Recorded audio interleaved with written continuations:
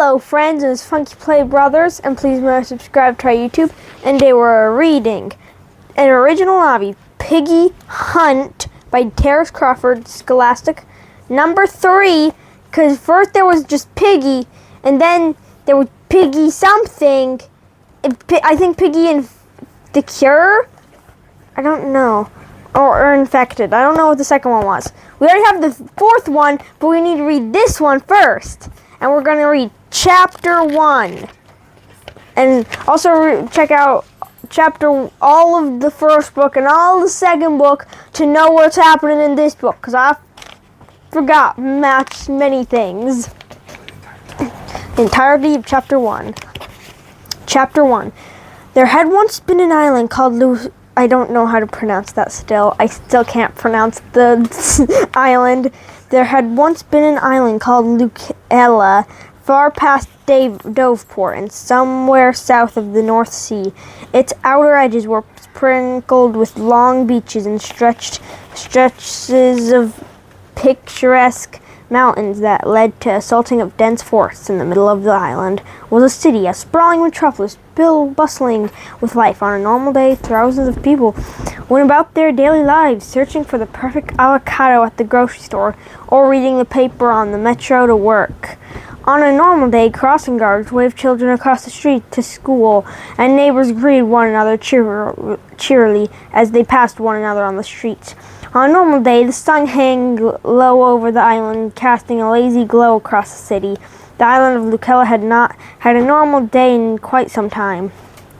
If you were to ask those who were in the know, they would tell you that it had started off just like any other sickness. They would tell you that one day your neighbor would have a sniffle, or that your friend would have a cough that didn't sound quite right. By the time the fever started, it was too late. The people of Lucella were going to sleep and waking up as something not quite themselves. Their eyes were beginning to glow, their walk stiffened to a lumbering gait, and there were beginnings to smell like the worst part of a hot summer day. Whatever the sickness was, it had turned normal, everyday people into grisly, gruesome, ghoulish shadows of their former selves. "Hold it down," Ben shouted as loudly as he could, muster struggling to be heard over the loud, unpleasant, and prolonged sounds of the infected creatures was making the thing thrashed widely in Ben's grasp. Squealing loudly as it tried to break free, it may not have looked like it, fist balling tightly around the creature's tattered shirt, and a cure loaded quick-release syringe poised to go in his outstretched hand, but Ben was trying to help. The creature wriggled its body once more, the time it haphazard movements accompanied by a terrifying scream. Ben held the creature in place as best he could, but coming in direct contact with the teeth or claws of the infector was as good as asking for the infection. Ben narrowly dodged a swipe from the massive creature's untrimmed cloven wool hoof. The syringe holding the cure was not lucky enough to share the same fate. The creature knocked the vial out of Ben's hand, and Ben's eyes followed it as it twisted in the air and over and before finally landing in the grass a few yards from where the two sat. The creature noticed as well, taking advantage of the momentary chaos and confusion to roughly tackle Ben to the ground. The two opposing forces tussled, some more in the dirt, neither gaining the upper hand for longer than a couple of moments in any given person's life. There are 3, maybe 4 moments that cause one to truly stop and reflect on the choices that led them to said moment. Rolling around in the dirt trying to restrain something nearly twice his size so that he could administer a glowing blue cure created by the military in a super secret lab up north was the first of those moments in Ben's young life. These past several months had been both long and eventful, to say the least. Ben remembered how things used to be. He remembered he would count down the days until summer vacation, 3 whole months of no school, no bedtime, and all the online survival horror-based video games that he could handle. This summer, Ben had simply grateful for the few extra hours of sunlight keeping at bay the sea of glowing red eyes that seemed to follow him and his friends wherever they went. It had been a crisp autumn day when Ben had left his home, not knowing then that he was taking the first steps into what would become the adventure of a lifetime. Back then, the dense, nearly solid layer of fog that enshrouded the city seemed almost seasonal appropriate before it had become a seemingly permanent fixture of the landscape of Lucella. Now, with Ben spending each day out in the elements, every day was either too hot or too cold. On the days that the sun managed to fight its way through the haze of cloud cover, Ben found it entirely too hot. Salt condense constantly stinging his eyes as he wiped sweat from his brow. Most days, however, Ben and his friends were at mercy of the almost supernatural chill that hung in the air over the island. No matter the actual temperature, seasons had come and gone, days turning into weeks and weeks turning into months, but the chill lingered. It was little to no wonder that Ben still clung so preciously to the hooded black leather jacket he had been wearing since the beginning of this adventure. Of course, the elements were not the only thing from which Ben was seeking protection. Ben had been aware of the infection from the beginning. At first, even if no one you knew had caught it, it was possible to escape the specter that the news cast over Lucella. The hushed whispers on street corners, the 3-minute bits on the nearly evening news, the news ticker that scrolled by beneath every television program. Awareness was as well as good, but nothing prepared for you for seeing one of these things up close and in person. The first time Ben had seen one of the creatures was at the home of his best friend Ollie.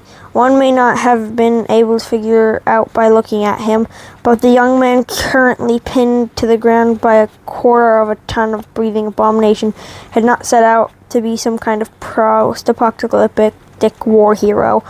Before this had all begun, before the cure vials, before the police station, and long before the giant killer spiders, Ben had been on a simple mission to find his friend. That one objective had been the driving force behind everything that had happened to Ben over the last several months. Of course, Ollie was not to blame. It was hard enough to let your friend and family know where to find you these days, even more so if you weren't certain if there was anyone around to look for you. To his credit, in the time that Ben had been looking for his lost friend, Ollie had become quite adept at looking out for himself. All that time surviving alone among the elements had hardened his exterior. It's not his personality. If not his personality. If Ben had to take a guess, he would have wagered that Ollie had more experience fighting off the infected than even Ben. At this point, that was no small feat. Ben had been up against more than his fair share of things.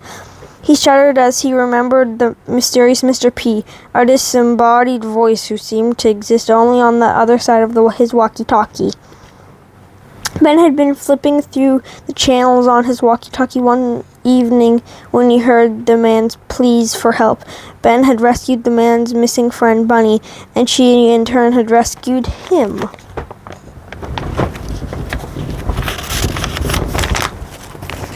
Ben had heard rumors floating around that the safe place that Mr. P was a millionaire, or that he owned a helicopter, but the truth was no one knew for sure.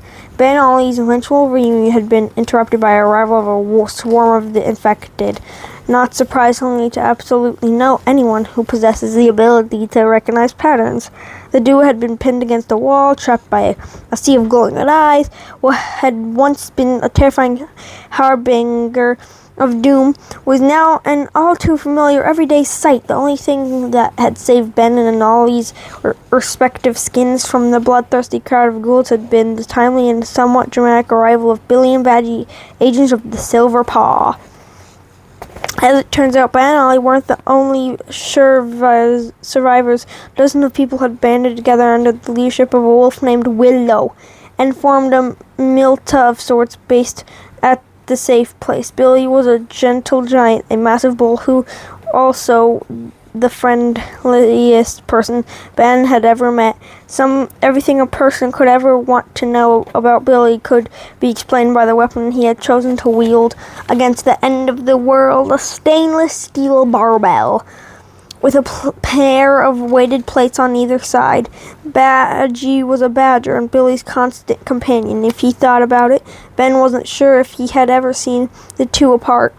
Although Badgie was admittedly not as friendly as Billy, Ben liked to think that he was peeling back Badgie's gruff exterior and gotten to know his prickly, gruff interior as the Court had journeyed to and from and then back to the safe place.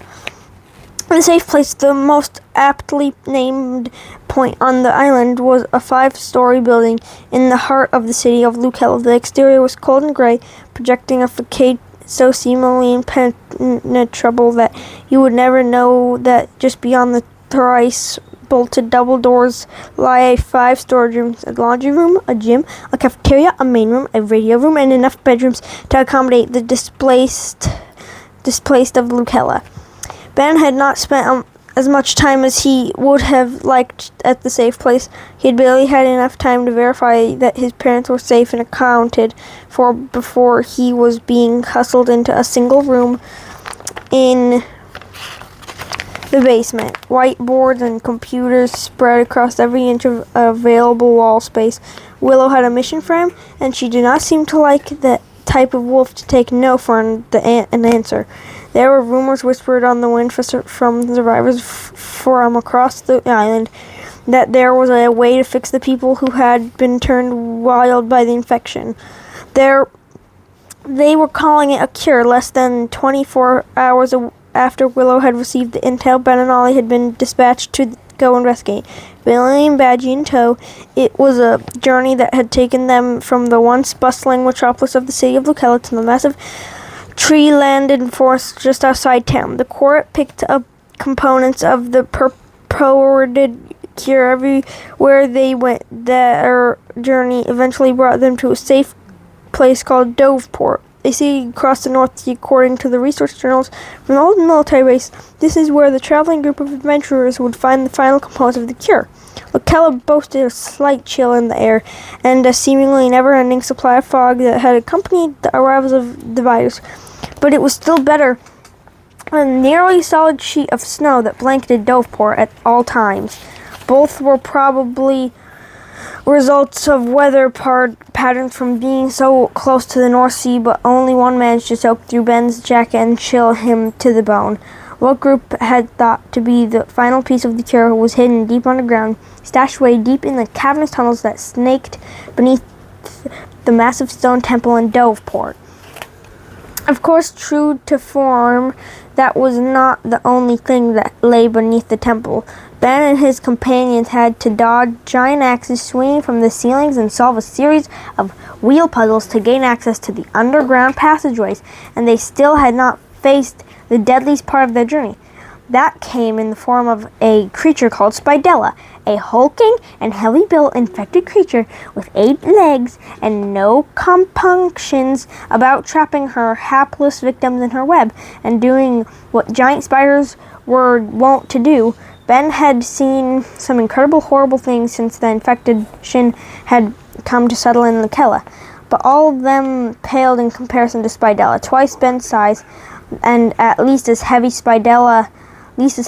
heavy. Spidella was a nightmare creature with 8 elephantine legs, 4 beady black eyes, and a small needle-like hair all over her massive abdomen. Navigating the labyrinth tunnels beneath the temple had been very scary enough, to say nothing of being pursued by a giant spider.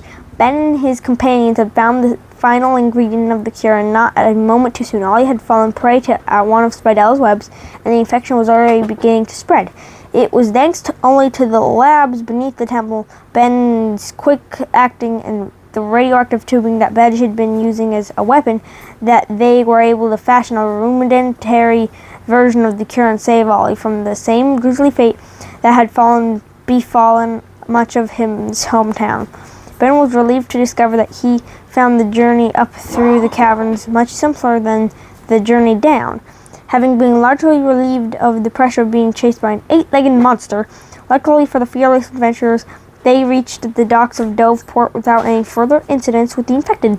Billy was more than strong enough to push an unclaimed boat from the north docks into the sea with everyone aboard, and it turned out the Badgy was even half a decent navigator when he wasn't murmuring angrily under his breath about the weather.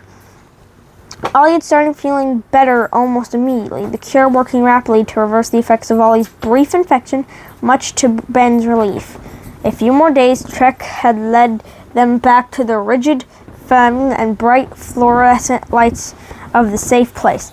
Willow had of course wanted a rundown of everything that had occurred in their search of the cure. The best, brightest minds available to them had pored over every note that Ben had found regarding the cure, and there were weeks of testing and experiments until one day the experts announced that they had finally done it and the cure was ready for distribution. Of course, someone still had to go out and administer the cure. That, it seemed, was where Ben and his friends came in.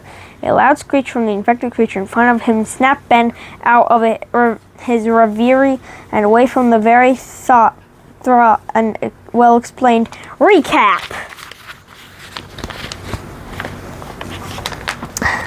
Hold him down, Ben repeated, hoping that his friends could hear him over the ear-splitting screams of the infected.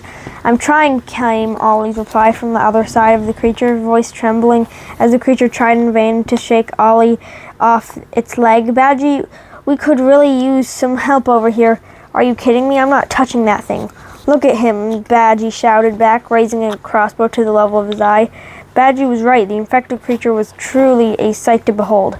Their clothes were tattered from weeks and weeks' worth of use, their lifeless eyes now mismatched, red and black, and the sight of uninfected people made them drool literally. It was not work for the weak of stomach. Besides, I work better from a distance. Ben certainly could begrudge Badgy his distance. The white badger had been more hesitant to jump into the muck of it all since he had lost that weapon he had been using since Ben had met him. A glowing green radioactive container currently being used as part of the cure. The very same cure that filled the darts of Badgy's new crossbow. Badgy moved the bow back and forth, trying to get a solid lock on the creature. It was hard enough trying to cure an endemic of infected ghouls with a tool from before the Common Era, even more so when your targeting was wrestling with your team on the ground. Thunk, thunk. Badgy's aim and train of thought were interrupted by the loud clanking sound of a metal hitting earth. A monstrous figure loomed over Ben and Ollie, casting a dark shadow that blocked out the sun. Ben took a deep breath. The creature had been trying to hold down, now pinned to the ground with a metal bar. Raising his hand to the level of, he loudly sighed of release. Billy Ollie let out a relieved chuckle as well, scampering quickly away from the still screeching creature. Where were you expecting the tooth fairy? Replied their quite literally bullish friend. He extended his hand, yanking Ollie's slight frame off the ground as he lifted him to his feet. Okay, not to be the guy who spouts click post-action dialogue, Ollie said between staggering attempts to catch his breath, brushing dirt and grass from his pants and shirt and wiping sweat from his brow. But that was close, Billy nodded, beaming his pride as a goofy grin graced his bovine features. What would you guys do without me? Badgy made his way to the group, abandoning the higher ground and vantage point of the hill across the way. You mean, what would we do first? The cranky badger loaded a cure capsule into the crossbow, pulling the mechanism back and launching the dart at the pinned creature. I'm thinking a party, maybe some A party. Some cake, sparkling grape juice, maybe a big banner that says the creatures squealed loudly as the cure began to take effect, cutting off what was sure to be a serious contender for the most sarcastic thing that Ben had ever heard. Its black eyes rolled back into its head, unclouding and revealing a pair of bright blue irises. The creatures gazed, darted around the hill, taking in 2 children, a badger and a bull, before flitting shut, sleep overtaking him. That was how it usually went. The formerly infected creature would wake up with a splitting headache, but without the intense and all-consuming desire to attack their friends and loved ones. A pretty fair trade as far as Ben was concerned. Billy reached down and grabbing his barbell, the now formerly infected Snorri, heavily sleeping off what must have been weeks of ghoulish behavior. Muffled static crackled, a familiar voice flittering through tiny speakers. Blue team, coming over." If Ben thought that Willow, the leader of the Silver Paw, and their team's liaison at the safe place sounded severe in person, her voice flittered through the walkie-talkie was certainly not doing her any favors. Ben's backpack was nearby, having been discarded in favor of a more stealthy approach. A stride that had ended with Ben on his back and one of the creatures bearing down upon him. Needless to say, it was a tactical mistake he would not make again. He rummaged around in his nearby discarded backpack for the walkie-talkie, flipping the small plastic device open and holding down the transmission button. "Gold team, this is Blue team. We read you loud and clear." There was a heavy silence on the other end, as if Willow was waiting for something. Ben sighed, rolling his eyes as he lifted the walkie-talkie back to his mouth. "Over." Static crackled on the other end of the line as Willow spoke. "Status report, Blue team, over." Ben took a quick look around, assessing the terrain of core of adventures. Didn't seem to be in immediate danger, and Ben had gotten quite good at discerning danger. Situation normal, Gold team. We just distributed another dose of the cure, and the subject is sleeping like a baby. Pretty standard stuff, over. "What do you expect, boss?" chimed Badgie's scratchy baritone from the background. "You sent in professionals." Another heavy silence, and "I'm not saying over," Badgie added. Static sounded over once again from the other end of the line. "So no innocents that I should be aware of?" No, one of your team almost got stepped on, over," Willow inquired over the walkie-talkie. Ben swallowed dryly, looking around at his friends. Willow had the head of the Lucella Milton, very good at her job, which meant that she had eyes and ears all over the island, but she couldn't have eyes and ears all over the island, could she? Ben raised the walkie-talkie back to his mouth, clearing his throat before he spoke. "No, everything is good here. Why do you ask?" This time the response from the other end had came almost instantly. "Your professionals left your walkie-talkie channel open. We can hear everything that was going on, over." Ben frantically rotated the plastic device in his hand, turning it end over end to locate the transmission button. The walkie-talkie had been gifted to him by a police officer and had been with him on most of his journey since. It was still largely functional, even if it had seen better days. Sure enough, the switch that held open the channel to the safe place was locked in place, broadcasting our every word back to the Lucella stronghold. It must have come undone during his impromptu wrestling match with the infected creature. Ben grimaced, thankfully, very least, that Willow could not see the embarrassment on his face. "Okay, well, that thing about that is I can explain." "Never mind that," Willow interrupted. "We need you to back at the safe place. There has been a development." Ben raised an eyebrow at her choice of words. "Coming from developments? We're almost never good." "Never had a developed into a week-long vacation of a new soft-serve machine in the safe place cafeteria instead of always having to do with another den of infected that needed clearing." Ben repressed a loud sigh, raising the device back to his face. "Over and out," came the Willow's voice through the box, our signal cutting out abruptly before Ben could have a chance to argue. Ben clicked the walkie-talkie off, double-checking the device before tossing it into his backpack and hoisting the carryall over his back and tightening the straps around his shoulders. He looked around at his friends and all looking to him for direction. "Well, fellas, you heard the wolf. We're going home." And that's the end of chapter 1. So, friends, thanks for watching. Like, comment, subscribe, hit the notification bell. Follow us on our social media, Funky Play Bros, Funky Play Brothers. Support our vlog at Cash App, $, Funky Brothers. Thanks for watching. Bye.